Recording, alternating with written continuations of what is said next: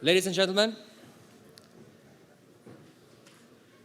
the last panel of DASICON 2017 has the title, The OSCE in 2022. Please, let's welcome the distinguished panelists, Ertugrul Apakan, Viktor Yakovic, Csaba Devtariani, David Cikisvili, and Raphael Böll. Please apologize if I haven't spelled your name correctly.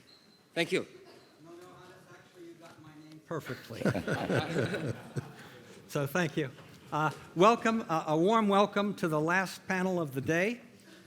It's always challenging to be the last panel of the day, and particularly the first panel after lunch. So we combine both of these challenges together. We will follow the same rules of procedure that the other panelists have had. I'll ask each of the panelists a question. They'll respond between 5 and 7 minutes. We'll have some discussion. And then the most important part of our panel takes place, and that's interacting with you, hearing your questions and comments.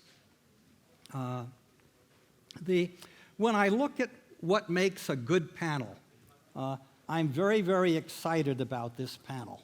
Okay, the first thing, of course, is we want what we call heavy hitters. We want speakers who are knowledgeable, authoritative, who are current. People on the panel who are very articulate. But most important, as a moderator, you look to a diversity of viewpoints. And in this particular panel, we're looking at the future of the OSCE in terms of where will it be in 2022. And we have a really good mixture of perspectives here. We have from within the OSCE structure, either from now or before, a top-down perspective.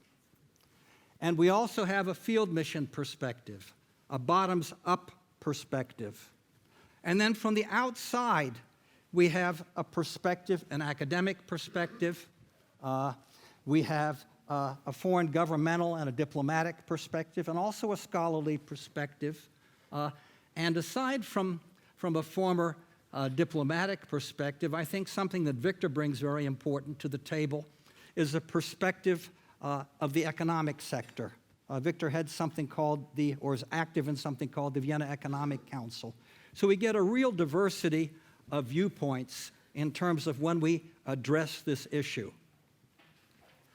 Reading directly from my instructions, okay? This panel will cover the opportunities and challenges the OSCE is likely to face in the future. It'll focus on the role the OSCE can and should play in 2022, looking at its exclusive capabilities and benefits of the organization. So at its strengths and where it can offer value added. And another issue that I think is very important is to what degree will the major powers use or not use the OSCE as a platform for political power or power sharing in the future? Because this really has a lot to do with the future of the OSCE and its effectiveness. I'll be very brief on the introduction of our panelists. Our first panelist is Ambassador Ertugrul Apakan, and he's the chief monitor of the Special OSCE Monitoring Mission to Ukraine. He's also served as a permanent representative of Turkey to the United Nations. And from what I understand, you also chaired the UN Security Council's Counterterrorism Committee. Our second speaker will be Csaba Devtariani. And Csaba is the head of, has served for 9 years with the OSCE field mission in Bosnia and Herzegovina. So he has a field mission's bottom-up perspective. But he's also served as head of the political and press office of the OSCE in Belgrade. So he has kind of more of a top-down perspective. And he gives us the academic perspective. He currently teaches European security at the Sciences Po in Strasbourg. Our third speaker will be Viktor Yakovic, a face and name well known to us. Viktor was the first U.S. ambassador to Bosnia and Herzegovina. He's been the ambassador to Slovenia, and he served in Afghanistan as the U.S. government's senior political advisor for United States and coalition operations. And as I mentioned before, he's also a member of the board of directors of the Vienna Economic Forum. So, going now to the meat of our panel discussion and our first question. Ambassador Apakan, taking your experience as chief of the OSCE Special Monitoring Mission in the Ukraine, what have you learned from this perspective that might enable the OSCE to play a more effective role in security, peace, and normalization in the broader OSCE area? And then, going even further beyond the broader OSCE area, is there anything that we've learned or that you've learned or that can offer principles or lessons learned that might be applied on a broader scale to enhancing stability in adjacent regions? So, OSCE region and beyond there. So I'll cover these three aspects of the question in the first phase.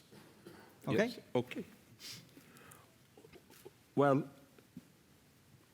first of all, I have to say that it gives me a privilege to be in the Diplomatic Academy, Vienna Diplomatic Academy, because in late 1980s, I was the first secretary in the Turkish embassy in Vienna, and I have been here before. And last time, in 2012, there has been a joint panel with the Diplomatic Academy and the Princeton University, inviting some members of the Security Council. Professor Wolfgang Gruber organized a conference. So it always gives me some exceptional positive feeling to be here and to be a part of this atmosphere. That's the reason, thank you for the invitation, for this kind invitation. Well, Special Monitoring Mission is in Ukraine since March 2014. And we are a civilian mission. And this summit is a unique mission, monitors from 45 countries, and mostly working in a combat zone. So this is uniqueness of the mission. A civilian mission which has a mandate about stability, security, and normalization of Ukraine, is also doing its best in order to contribute to the implementation of Minsk agreements. Well, we did have a broad but an innovative mandate. I do believe that mandate is critically important for such a mission, and this mandate enables us to adapt ourselves to the new emerging situations. Since the end of May 2014, the conflict has somewhat moved into some type of militarization. And in Donbass, most of the activities were very much intensified, even today, on military thinking and military activities. I do believe that ceasefire is the basic requirement. Without ceasefire, we could go nowhere. Minsk has achieved, to a great extent, ceasefire, but on certain hotspots still, we have the continuation of shelling, firing, engagement of heavy weapons such as mortars, artillery, and to some extent tanks. And this causes civilian casualties.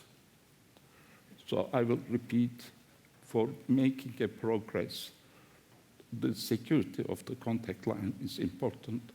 Full and sustainable ceasefire is important in this type of conflicts. Secondly, withdrawal of heavy weapons, disengagement, and demining are related steps in order to make the ceasefire a sustainable one. These are some observations from the ground. What we are doing, we are present in Donbass from the very beginning. To be present is something important. It's very much related to our mandate. Our mandate is talking about monitoring. Monitoring means you have to be there. You have to observe. You have to make objective reports. And in that context, the team is doing some type of detecting and some type of deterrence, some type of early warning, as well as containment. I do believe that SMM, from the very start, contributed to the containment of the conflict, at least the expansion of the military aspect of the conflict. Yes, we have some, in and around the contact line, still some moments and ceasefire breaches, and they are worrisome, but it is not a major offensive against the sides to each other. So what I'm trying to say, SMM, by its presence, by patrolling, and nearly 100 patrolling units are operating on the contact line. The contact line is 487 kilometers. It's such a long distance.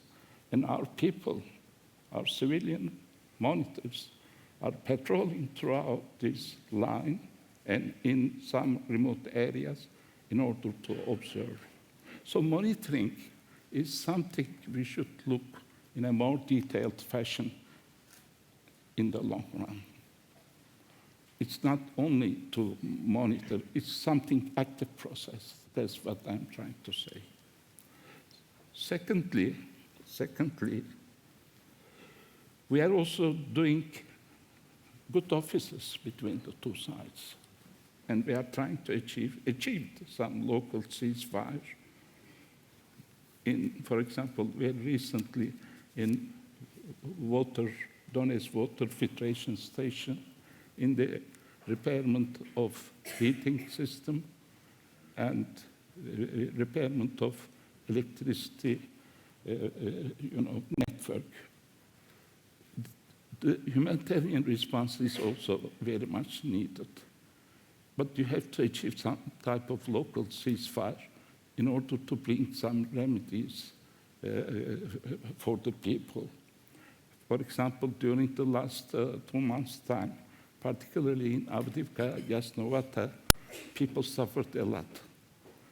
There was no heating, no electricity, and still water filtration station. Water filtration station is important for the people of Donetsk, non-government control areas. But it's also important there are connections to the northern part of Mariupol. That means to the government-controlled areas. So what I'm trying to say is this security situation brings about at the same time humanitarian suffering. When there's a deterioration of the security situation, and if the militarization continues, this brings more damage to the civilian population, particularly elder people, women, children, and protection of civilians is also an important topic. So what I'm picking up from you is that, first of all, presence in a conflict area is obviously an important factor. And this presence this time is a little bit unique because it really is, to some degree, or to a combat zone. That monitoring is an important component of that presence, and that facilitating a humanitarian response that both that the civilian population in the region benefits, like water services or electricity, is an important role to play. Okay? Do you see this as an exportable model that we could export to, let's say, to other regions, to maybe with some of our participating states, or with some of our partner nations, well, the OSCE partner nations? Could you see applicability of such a model? Well, of course, this model could be used in different parts of the bigger region. But with regard to the Ukrainian conflict, I think this should not be a frozen conflict. This conflict has to be solved through political means, not by military means. Okay. And I do believe that Eastern and Western part of this is personal views of Europe should engage more and in a more helpful dialogue in order to find out more political solution to the conflict. And in that respect, I find Minsk agreements useful. So full implementation of Minsk is important. We are contributing to the process. And here, I do believe that the Minsk process has to be reinvigorated, reactivated, and political and security issues have to be synchronized, and there has to be some, more positive process. Okay. And I do believe that in 2017, we will see more attempts in order to have a more robust implementation of Minsk, and SMM is ready to contribute this. So supremacy of politics is important. This is another, and also sequencing of events and synchronizing them. Political security, this is also important. But what I would like to say, people are suffering, and the people in and around the contact line, they look for normalization, for peace and security. Okay. So people should also be put, maybe to some extent, at the center of the process also, and civil society and other organizations, women, 1325, they all involved in this process. Okay. Thank you, Ambassador.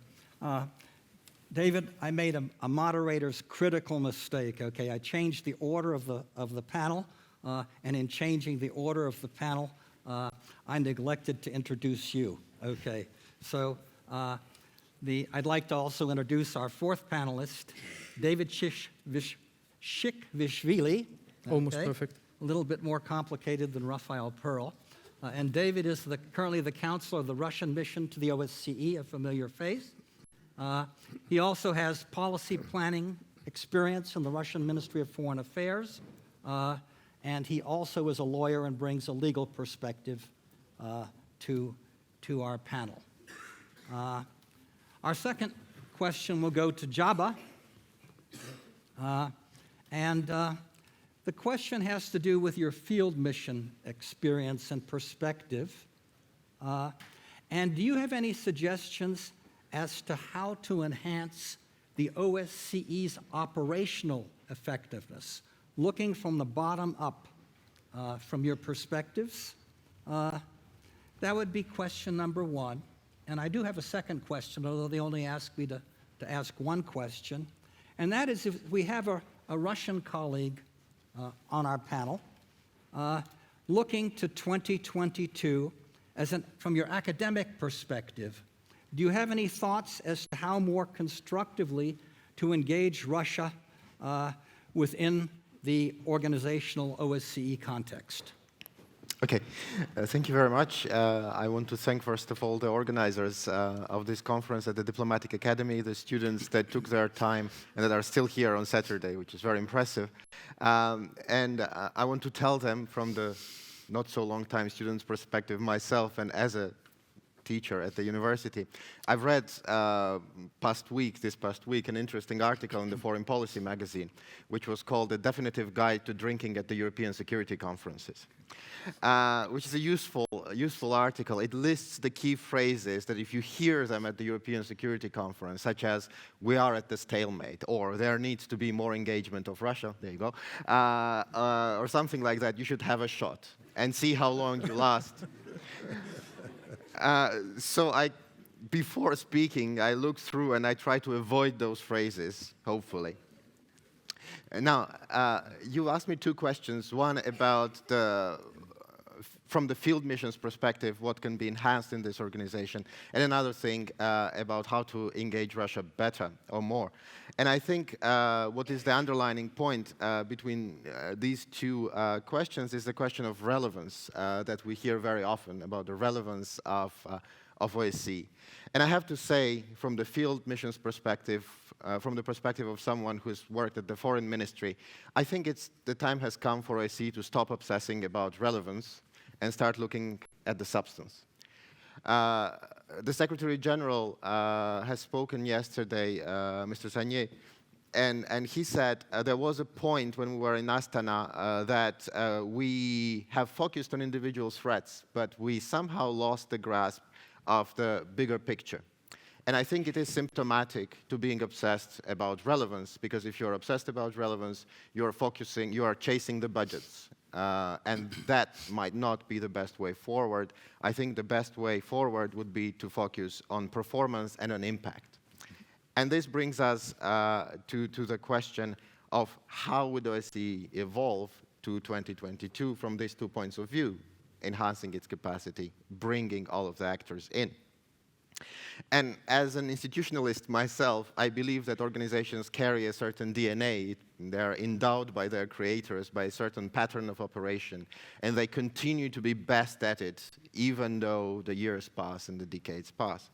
And I think the OSCE is best at dealing with tactical uncertainty in the situations of strategic stalemate, which was the Cold War in its time when it was created. And then to kind of finish beating the dead horse of the Gramsci analogy that the Secretary General presented yesterday, he quoted Gramsci saying that we are in the situation when the old order is dying, a new order is being born, and in this twilight the monsters emerge.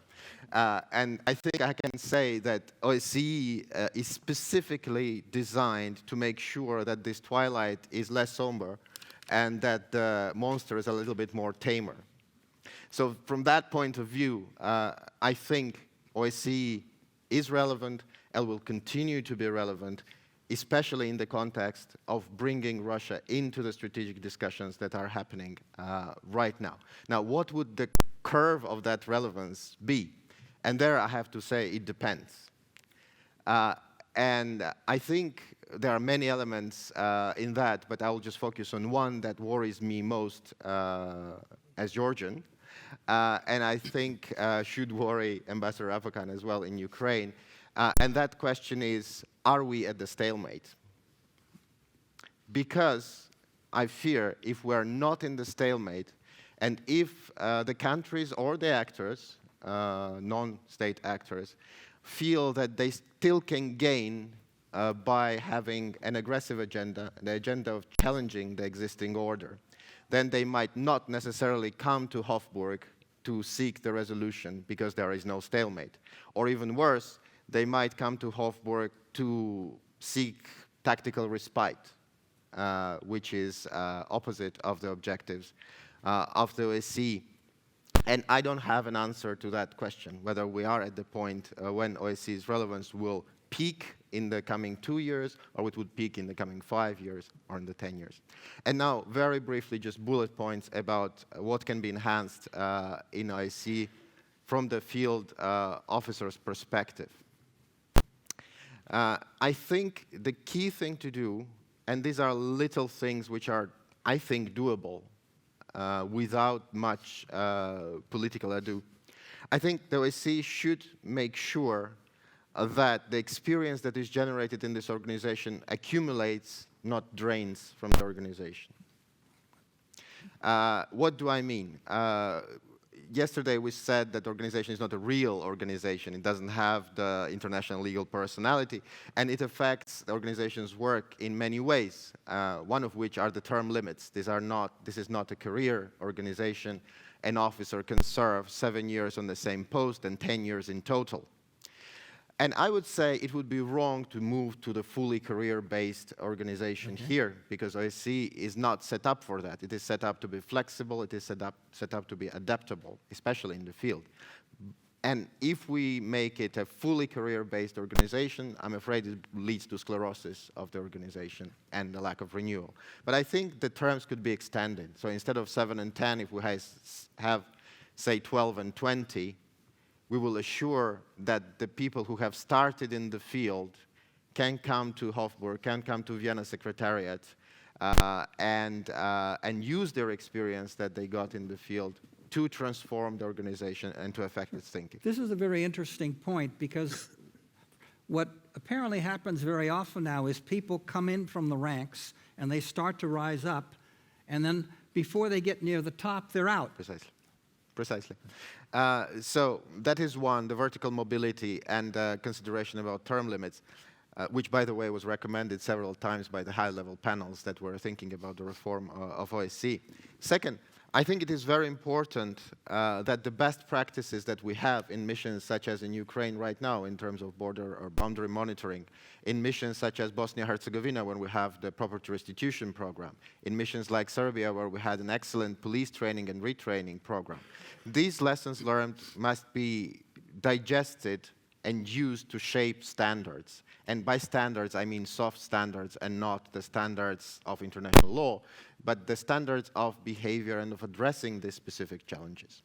And I say, why not we take 2 senior officers from the field mission that have implemented such programs, put them here with 1 officer from the CPC, from the conflict prevention certain, add some academic experience, and come up with handbooks of how to deal next time if similar challenges arise, if we have to run the property restitution program, if we have to run the police training program, how do we go about it? Very specific, very methodological. We do that in ODIHR for elections, and I think it's an excellent experience, and we know now that many organizations, including the EU and the Council of Europe, are adopting those standards. We can do it elsewhere. And finally, thinking more about the hard security considerations, and I said OSCE was made to deal with tactical ambiguities. One of the ways to deal with them was CSBMs, the confidence and security building measures. And in the Cold War times, of course, this was about massive deployments of troops, division-level nuclear threats. But now we have different types of conflict. Why don't we consider scaling down, let's say, I would say miniaturizing the CSBMs, so they can be applied in the conflict situations such as we have in Ukraine or in other regions of OSCE more efficiently and more effectively than we were able so far to deploy the old CSBMs that are too clunky, too big to fit this conflict. I would try to conclude there and just say as a final word, that of course the way to address the challenges, the security challenges, is by building hope. And this is a quote from Bono, which by the book of the drinking guide gives you 7 shots, especially if it's Bono saying it. So thank you very much. Okay, thank you. Well, we're on our way to our 25th shot, maybe. And when the audience contributes, maybe we'll all walk out of here kind of shaky and wobbly. Just to, in a moderator's role, to kind of hit some of the points that you made, okay? Extend term limits, okay? We don't know exactly, but, you know, maybe from 7 to 10 to 12 to 10 to 20 or something, okay? Number 2, mission-backed best practices are something that are very valuable. They shouldn't necessarily get lost. We need to institutionalize them more, share them more, use them to shape best practices, cross-fertilize the people from the field with the people in the higher up in the hierarchy, and maybe produce some handbooks where they can be made more broadly available. And number 3 was to think more about hard security. You know, we think very often of the OSCE as kind of a talk shop or a more soft security organization. And take, for example, the CSBM, the confidence building measures, and scaling them down to apply to lesser scale conflicts, such as the conflict in Ukraine. Okay. Did I miss anything that was very, Okay. Our next speaker is Viktor Yakovich. And Viktor, I would like you to talk a little bit about some of the major trends and challenges you see in the OSCE region facing us now and continuing in the next 5 years that would impact on the OSCE and OSCE operations. Trends and challenges impacting on the OSCE and OSCE operations. And how would you see, now comes the easy question, okay? What would your recommendations be for type of action the organization should take to respond to them?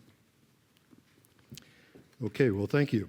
I want to join with almost everybody else who has said that they're very grateful for the organization of this conference. It's been a fantastic conference. I'm amazed that there are so many people here on Saturday, but I'm grateful to Director of the Academy, Ambassador Hans Winkler, and also the student committee for organizing conferences, Hannes Pirker and Niels Pullman, and many others that they're too numerous to name. And I know that they've been working on this for several months. It's a very timely conference for obvious reasons. Austria being in the chairmanship, the chairman in office of the OSCE for this year. I've looked at the early comments made by Austrian Foreign Minister Sebastian Kurz, and I've been very impressed about some of the things he said about modernizing the organization, about including, being all-inclusive with more voices coming into the organization's activities. I think this is very interesting. And to do this from Austria is also interesting. Austria was so proactive in 1975 during the formation of the Helsinki Final Act. I think it's only appropriate that now we have once again an Austrian presidency, chairmanship. We will need the kind of clear-headedness, persistence, and talented diplomacy that they showed back many decades ago when this organization was launched. I myself use Vienna as a base, and that is because that stems from the years of the Yugoslav dissolution, the dissolution of the Yugoslav Federation, when the American government, together with the Austrian government, tried to find ways to manage that conflict and manage the fallout from that conflict. And we found quite easily that Vienna was a focal point for that, not only because it was a convenient place for people to meet, but because, again, it has the reputation of neutrality, centrality, and a lot of talented people. And the people of Austria were very receptive to the idea that they wanted to be a part of the management of that conflict. So I think my 5 minutes start right now, right? You asked me to talk to trends that might be facing the organization in the future, in the near future. You could write books on this, but let me just focus on a few major ones that I can quickly identify. One would be a proliferation of the power bases in the world, political, military, global economic power. It is not, some might say it was the United States, is still the United States. It is really a multifaceted situation now with a shifting of power militarily, politically, and economically to many different power centers. And this makes the situation for OSCE and for OSCE's activities that much more complex. Another trend I would say would be the growing, and it will continue over the years, disenchantment, disappointment, frustration of populations with leaderships and with international organizations. We often look at technology and we say, well, people are coming closer together with the internet and with modern technology and all of this. I would predict that it's the exact opposite, that with all of this technology, people will become even more aware of divisions. The perception about those divisions will become sharper, and this will be a major challenge for this organization and other international organizations. Thirdly, I would say the nature of conflict changes. As our Turkish colleague here has seen in Ukraine, we're looking at a rapidly and vividly changing landscape in terms of the nature of the conflict. It is no longer a division, a disagreement, and military standoff, but it is now some of the things that we've heard about in this conference: hybrid warfare, cyber warfare, robotics, which we haven't discussed much, but this is all part of it. And the changing nature, it seems to me, of these conflicts will present a great challenge to OSCE in trying to manage these conflicts. But in the end, the relevance of the organization, I quite agree with my predecessors here on the panel, that the relevance of OSCE is really only enhanced with this kind of atmosphere, with this kind of environment. It is not decreased, it is really enhanced and is made all the more prominent. Let me jump ahead because in the interest of time, let me jump ahead to some specific ideas that I would have and proposals that I would make. And they come out of my recent, or fairly recent, calling as a person involved with business and involved with commercial activities. And here I look again to the Austrian foreign minister's call for greater inclusion of more voices in OSCE activities. And here I would say, for example, yes, I'm a member of the board of the Vienna Economic Forum. This is a really preeminent, and I don't say this because I'm on the board, I've only just joined, but I'm impressed by the fact that this is the creme de la creme of the Austrian business community. It encompasses the Central European business entities. And something that I was struck by yesterday was a question from Lisa Tabasi, the head of the legal office at OSCE, about answering radicalization was the discussion. And one of the answers was more education. And her question was, education to what end? Education for what? Because you can educate people, and then where do they go into the workplace? Where do they go into the economy? And it seems to me, if OSCE were to, in some manner, institutionalize a dialogue with practicing businessmen, independent businessmen in the region, that you can ask them and task them, if you will, with ideas, coming up with ideas and specific proposals as to how to do that.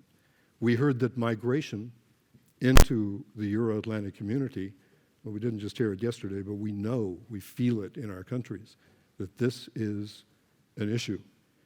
And it is not only perceived as an issue by our populations, it is an issue, and it is a security issue. Well, if so, turn to all the parts of the community, of the society, that may have answers as to how to absorb this. And not only absorb it for the benefit of the migrants, but for the benefit of the populations that are having to absorb the migrants. It's a two-way street. This Vienna Economic Forum is located in Vienna. So it's not difficult, it seems to me, to sign a memorandum of understanding, but okay, once you get the paperwork out of the way, to really have a substantive dialogue with this group.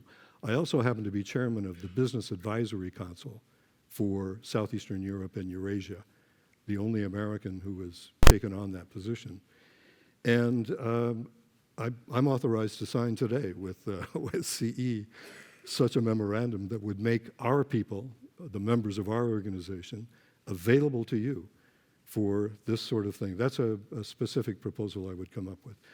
Another one I would come up with, and this may sound like it is not at all in the same track, and it may sound like it's not in the OSCE track, but it is on both accounts. And that is, I think, somewhere on the territory of OSCE countries. There should be established a training institute for young public administrators, low-ranking, middle-ranking public administrators from Arabic countries, Middle Eastern countries. And why do I say that? That goes to the issue of migration again. But it is in our interest, it's in the interest of the OSCE community to do this, to give them a forum where they can discuss things amongst themselves, where they can receive, okay, call it westernized, professional training so that they can become professional cadres in their own country. It seems to me that this would be something very interesting. Privately, I can say I don't want to identify the countries, but I've already talked to the prime ministers of countries, a few countries in OSCE that are willing to host such a training institute. And I've talked to universities in the United States, not to identify them, in the Midwest, who have said, and we will offer part-time faculty. Obviously, what we need for this is for a few OSCE states to step up and say, and we will help you do this, we will help you finance this, fund this. There are a couple of other proposals I would make very briefly, Okay, and just they if go you could to... bullet them, okay? I will, very quickly, because I am not an OSCE expert and I've never worked in OSCE, but it seems to me that you can parallel what the military has done, NATO has done with rapid deployment of emergency forces by having something similar on the diplomatic dimension. Rapid deployment of small groups of diplomats that are experts in a particular region. And forgive me if this is already being done, already being discussed, I'm not aware of it. I think also greater professionalization of the OSCE staffing. Maybe this goes, I think, to what you were talking about. This would be a good idea. And I will stop there because those are internal structural OSCE matters about which I am least informed. Suffice to say, there is a definite role for OSCE in the future. There is great relevance for it in the future, even more so in the future than we see today. Thank you. Okay. Thank you very much, Victor. I'm going to summarize quickly now, and then I don't need to do it at the end. You've highlighted some trends, the proliferation and decentralization, maybe, of the power base or diversification, growing frustration of populations with leaderships, and particularly international organizations, and a very astute trend that perhaps technology accentuates divisions more than bringing us together and linking us together in a common mindset or common culture. That the nature of conflict is changing, and the organization needs to be sensitive and perhaps adapt more to that. For example, we talked about the Ukraine, the use of hybrid warfare, the use of cyber warfare, the use of robotics. But all this change and rapid change provides also opportunities to influence that change. And that's where the OSCE should be looking to. So you offered some very concrete suggestions as to how to respond to this change, okay? You said, first of all, it's important to institute that we're not like what in English you call a self-licking ice cream cone, or that we bring in outsiders and that we institutionalize dialogue with the business community on how to, for example, to better integrate migrants into the society. Training is, of course, very important, and youth. We've heard about youth throughout the conference, and the Training Institute for young public administrators from Middle Eastern countries, an excellent idea. My organization publishes a journal in English and Russian, and I've been trying to expand into the Arabic area. I'm trying to get funding for that, which, if any of you have any articles that have merit that you'd like to have published in the journal Connections, see me afterwards, because I'm looking for good articles and creative viewpoints. Rapid deployment, okay? Rapid response capability in all areas. There's a crisis where OSCE is ready to deal with it, and it moves in, and they get in on the ground floor. You said it's extremely important to get in for a presence on the ground floor. Okay? And the last point was greater professionalization of the OSCE Secretariat staff, which Java spoke to. Okay. Now let's move on to David. David, looking to 2022, the next 5 years, from a Russian perspective, and this can also be from your personal Russian perspective, what would you like to see what sort of changes in the OSCE or developments in the OSCE would you like to see to make it more effective in all 3 dimensions? And also, looking to 2022, the next 5 years, ideally, overall, how would you envision Russia's role in the organization? So what sort of changes from a Russian perspective, and this can be your personal perspective, would you like to see in the OSCE to make it more effective in all 3 dimensions? And how would you envision Russia's role in the OSCE in 2022, ideally? You know, as Shakespeare said, if dreams were for sale, what would you buy? You know, assuming that you had unlimited money. Thank you very much for the question and for the invitation. I've actually will have an opportunity to speak. Can everybody hear? Good. Okay. I will have an opportunity to speak, as they say in OSCE, from the state which is east of Vienna. And in order to answer the question you've just asked me, we will have to go back a little bit, because in order to understand where we are standing, we will have to understand what was the, as Java said, the DNA of the organization. I mean, how it has been seen by its creating fathers. And it inevitably takes us back to the times when the OSCE has been created. And if we all remember, it was a time when Europe was divided between NATO and the Warsaw Pact. And the major role that was assigned for the OSCE at that time was some kind of a dialogue platform. So the divided nations, the divided continent could have a safe place to have a conversation. They had a certain level of trust to do that. They understood that they had serious intentions. And after the end of the Cold War, disappearance of ideological rift between East and West, that opportunity, which actually has arisen, I think has been lost. I mean that opportunity for constructing a common European home, in the sense that OSCE was destined to play this role as an organization which will be the backbone of the European security, as the main mechanism for dialogue. And unfortunately, that did not happen, mainly because, in our view, mainly because there were other organizations like NATO and the European Union which actually took that role.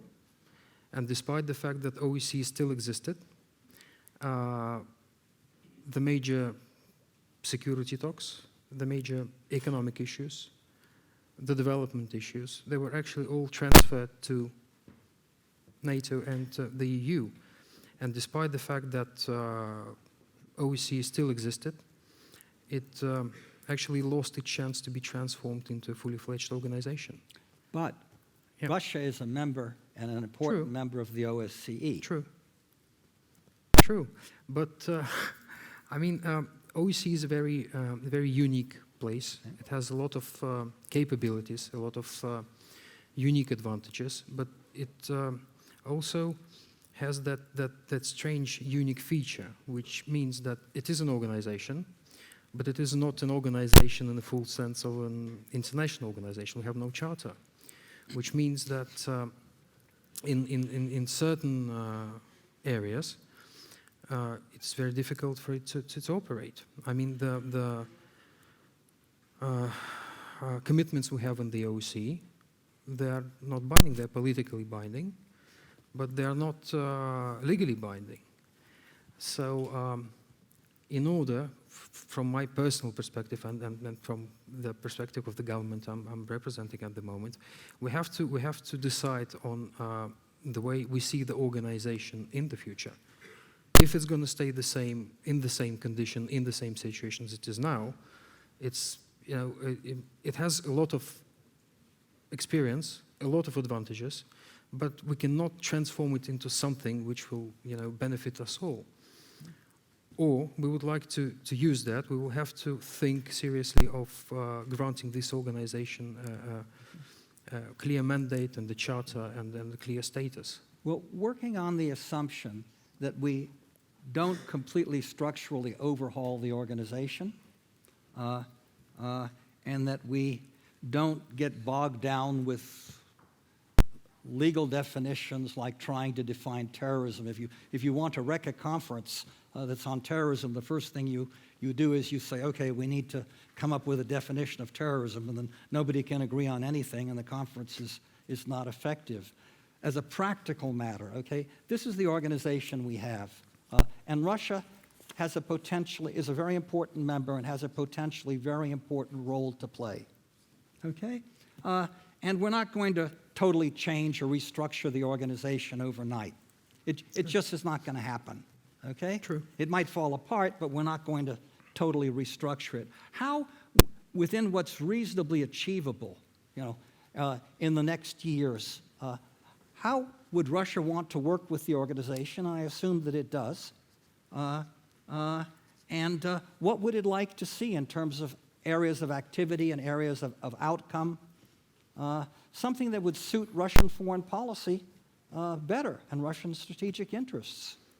Well, I mean, Russia is absolutely happy in the sense that when we have a dialogue, normal, open dialogue, I mean, that was our idea from the very beginning. That was, as I said before, that was the main problem, that the dialogue we had here had no practical outcomes. If we talk about the OSCE in the sense of practical things, how we can foster the organization and its activities, I think that the main task at the moment is to restore confidence within the OSCE.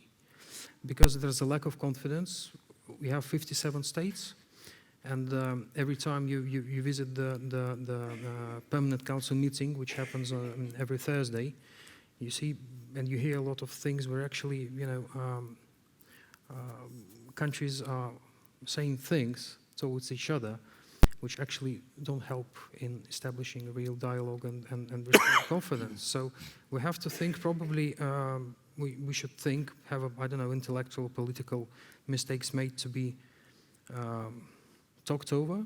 I think, what do we want all from this organization? Because OSCE is a consensus-based organization, which, I mean, some countries may be happy, some are not, inevitably, because, you know, it's always a balance. So this is a tricky situation. I mean, A dilemma. What else? Yes, with the legal personality and everything, you have to abide by certain rules and certain, you know, corridors. If you don't set them, how do you control them? Okay. Thank you. Questions? The lady in the front, and then the gentleman behind her.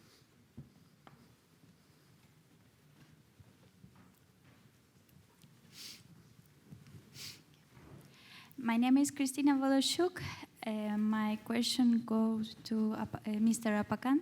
I would like to ask what should happen from the point of view of OSCE to consider a mission in Ukraine concluded with success. Thank you. Sorry, I couldn't get Okay. it well. It was hard to hear the question. Could you speak much more loudly? Yes. Just the question. From the point of view of OSCE, what should happen to consider the mission in Ukraine concluded with success? What would it take to conclude the mission, to declare success and pull out in Ukraine? May I give Sure. answer? Yeah. Well, our mandate is stabilization, and normalization of Ukraine. And, you know, it's a half-page mandate, but it's a broad one, an innovative one. We have adapted ourselves to the emerging conditions. From the Minsk perspective, the implementation of Minsk agreements, I do believe that will bring peace and normalization also to the country. Ukraine is not a failed state. They have their institutions, and they have a growing civil society, and the people, the woman's voice, the voice of youth, and the civil society is getting louder and louder, and there's a functioning democracy. I do believe that, all those political issues and security issues will be handled in a negotiated format, but also Ukraine will take some steps in order to improve its democratic system. That's what I see. And Ukraine is a big country, a huge population, a history, and I do believe that Ukrainian authorities will make further steps. In the meantime, we have to give boost to the implementation of Minsk, and we need to achieve peace. The end of the story is peace and normalization of Ukraine. And I do believe that the people in both sides deserves this peace. Thank you. Thank you. Very good answer. The gentleman, Christoph Bilban from the National Defense Academy. My question goes to Mr. Shikishvili.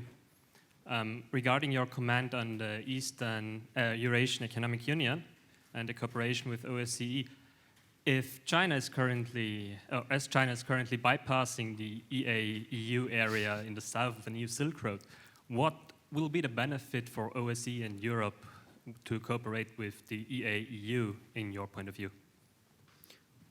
Thank you for the question. I'll answer very briefly. There's actually an integration process going on between the EU and China. It's one belt, one road, and they're actually in the process of establishing a close cooperation in various fields of cooperation. So this is actually, inevitably we're neighbors with China, and all our neighbors which are in the Central Asia, former Soviet republics, whatever you call them, they are neighboring China. They're in between. They are very interested to be that kind of a transition states between Russia and China, and we're in return being the part of that Eurasian Economic Union. We're also, there are lots of projects and in the moment, starting from transportation of goods from China to the European market via the train, and it turned out that train logistics via Kazakhstan and Russian territory is actually much more faster than the ones which has been used by sea logistics. So there are a lot of things which are actually gaining ground at the moment, and China is going south. China is going everywhere. Going to Africa, to Asia, being part of Asia itself, but it's also rapidly transforming and trying to boost its connections to Europe, and we're being part of that neighborhood. We're in the middle, we're in between, so it's more than natural that we're trying to find our place within this environment.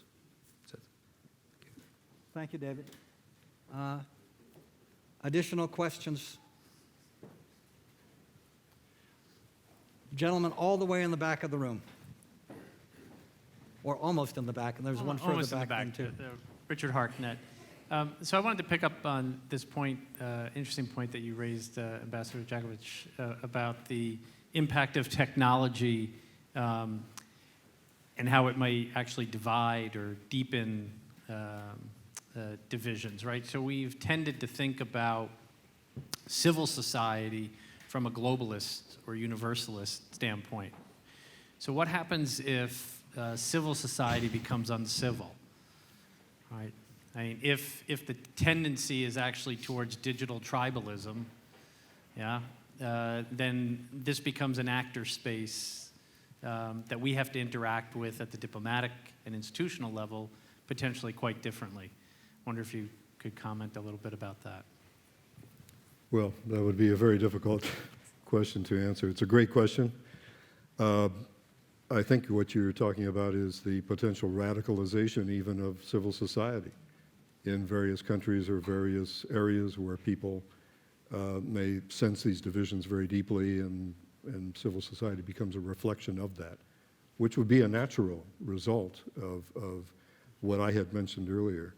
I don't think I was mentioning it necessarily as an inevitability, but I see that happening.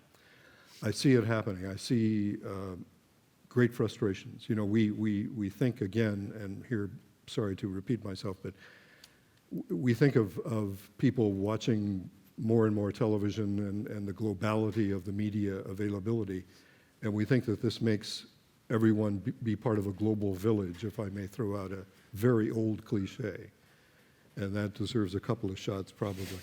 And instead, I think people become more aware of what those differences are through the social media and perhaps reflected in individual civil society.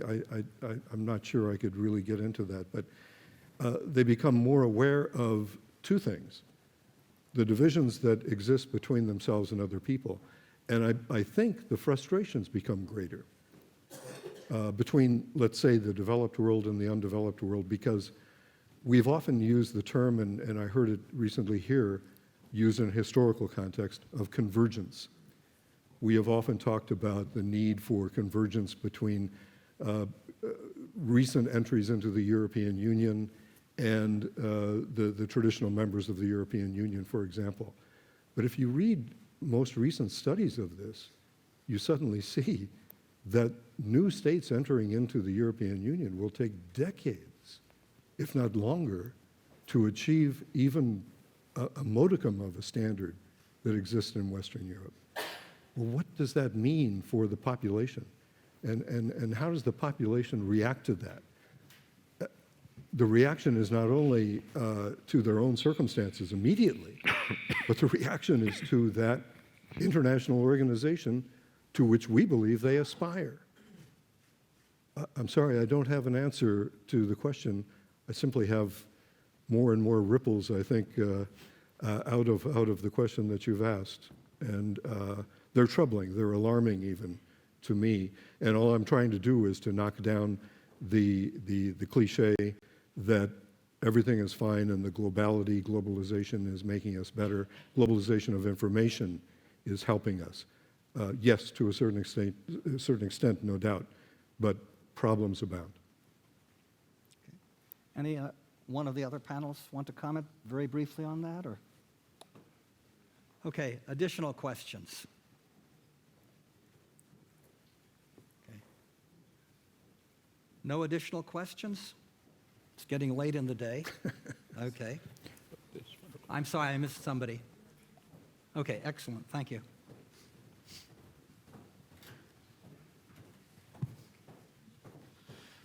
I would like to ask a question to Apakan in regards to the nature of the monitoring. I understand that monitoring in Ukraine is basically from the perspective of an innocent bystander, somebody who can't really be part of the conflict, but who can be called upon as a witness.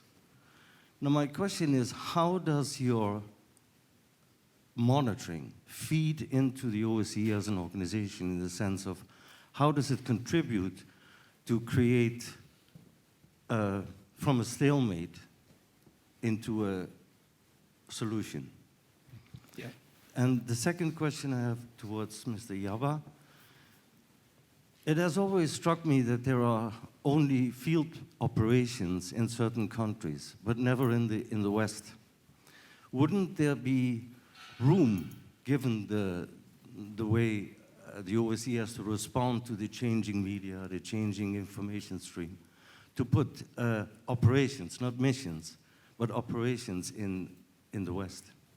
And could they be called liaison officers instead of operations or missions? Thank you. Two very good questions. Ambassador, would you want to address? Yes. Monitoring, patrolling, and reporting. Every day we are producing a daily report for 57 participating states and the public. And there's also weekly reports, thematic reports, as well as, in case of the need, spot reports. And these reports are addressing, again, I will repeat, 57 participating states, also Normandy powers. And through these reports, we are reflecting on not only ceasefire situations. If there's a humanitarian situation, we are focusing on it. We are also reporting on withdrawal of heavy weapons, disengagement areas, demining. So our reporting is an active process. And these reports are going to Permanent Council, and most of the material discussed in the Permanent Council with regard to Ukraine is based on these reports. This is also valid for Normandy 4 discussions. From time to time, we are invited to address to the Security Council. And the members of the Security Council are also referring to our monitoring functions, reporting. But I will repeat myself. This monitoring, when I joined the team, and I was new to OSCE, I wondered what's going to be my job. What does it mean, chief monitor and monitor? But during the last 2 or 3 years' time, I learned that this is important. That's the reason. In a conflict area, you have to be there. You have to be present. You have to be patient. You have to be resilient. And you should be employing some early warning methods, some type of prevention methods, and also how to reach to the people, how to invite the agencies such as UNHCR for IDBs, in case detainee issues, International Red Crescent, or OCHA, or UN Women. That's the reason I do believe that monitoring is the function of the lead agency, but at the same time, it helps to prevention and containment. Thank you. Jabba? Thank you for a question. I think the answer to your question is actually technical.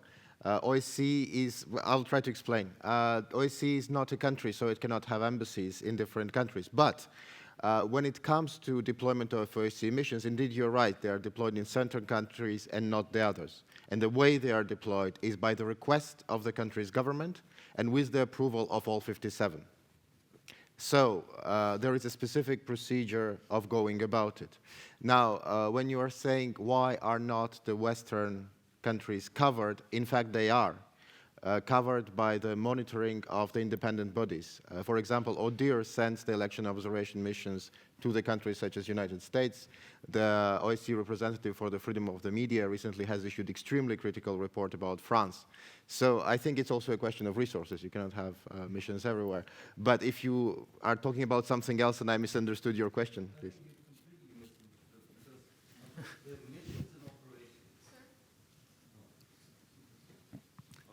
I will not repeat the first thing. There are missions and, is this on? Yeah. There are missions and operations. What I try to say is that apart from how historically these missions came about, how historically these operations came about, it is extremely important for the OSCE to convey their idea, and if it wants to survive till 2020 or whatever, to convey this idea in a way that they are present in not only those countries where they supposedly help with those institutions like rule of law, ODIHR, etc., but just a general information to anybody in Germany, in wherever, Austria. And Okay, Jabba, you got that's it? the idea. That would juvenile. Honestly, not. In terms of institutional field presence, there are the models that are established. If we are to establish new ones, that will be something new. And it will be negotiated between all 57 countries because it's consensus-based organization. Exactly. So that would mean that 57 states could sit together and have a consensus about how to expose the OSCE. Sure. If Austria makes a proposal on instituting some different kind of operational presence in all countries, of course it could be discussed. But right now, organization doesn't have the instruments which are previously agreed upon. Okay. Do any of our panelists have any concluding statement or something that they'd still like to emphasize before we conclude? If I may, just one. Sorry. Sorry, I don't mean to interrupt, but I would just say that it's clear to me at least, it's clear from the discussion yesterday and the discussion today that what we have been saying here, the relevance of the institution is clearly there today, clearly will be there in 2022. No one can predict where the conflict regions will be and how big they will be geographically. But we know that there will be a changing nature of the environment, and we know that there will be a need for an organization. Another cliche, if it didn't exist, someone would sit down and invent it. If there was no OSCE, someone would say, I have an idea, let's get together the Euro-Atlantic community, the Russians and everybody else, put them in a large organization of 50 or more states to be a platform for cooperative security. So there's no question of the future relevance of the organization, in my opinion.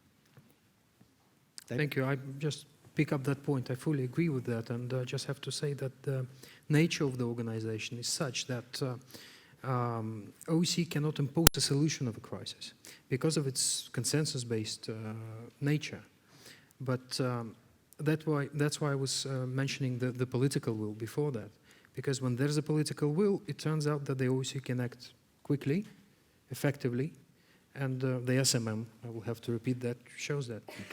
But when we're all in the dark, or some member states in the dark, they don't know what they want, and there's no political will displayed, it turns out that the OSCE is in the shadow. And then the big players step in.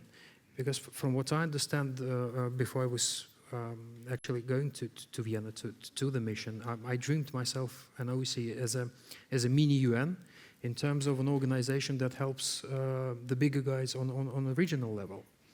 And it turns out that works absolutely different. The reality is different, unfortunately, but the mechanisms are there. So when going back to the question regarding the missions, if any country within the OSCE area, and OSCE covers all of them, which is 57, even Mongolia is in the OSCE, will say that they want the OSCE mission for any reason, 57 will have to gather and decide on that. No one can impose the decision, as I've already said, but if they agree, it means that it will be an effective decision because, it was from the heart, as they say. I mean, it was genuine. So that's the advantage and the weakness of organizations, at the same time. Thank you. Sorry. David, thank you. And I thank our panelists. Thank you. Go ahead. Well, since I'm, representing an active mission here, I want to use this opportunity to give a final message. Please. This is, in times of uncertainty, I do believe that regional organizations could play a more effective role. And we are witnessing uncertainty in different parts of the world, and including Middle East, Mediterranean, and their security is also very much related to European security, Eurasian security. What I'm trying to say is OSCE principles, which gave birth to the organization, still, I do believe, relevant in the case of Ukraine, and there's a growing interest to the OSCE, and the people are showing more interest to the functions of OSCE and they are asking more questions about the OSCE. So we have to know how to reach, we have to learn more how to reach to the people and get the OSCE principles of norms known in other different regions, maybe in developing security and development perspectives for Middle East, for Mediterranean. OSCE experience could be a source of inspiration. Thank you. Thank you, Mr. Ambassador. Okay, a big thanks to our panel. Thank you. A big thanks to you. And Hannes, the floor is yours. It was a real honor to listen to such distinguished diplomats and also the academic perspective. Your ideas and experience did shed light to the prospect of the OSCE in 2022. Thank you so much for being here with us on a Saturday afternoon. Really, thanks a lot. Thank you.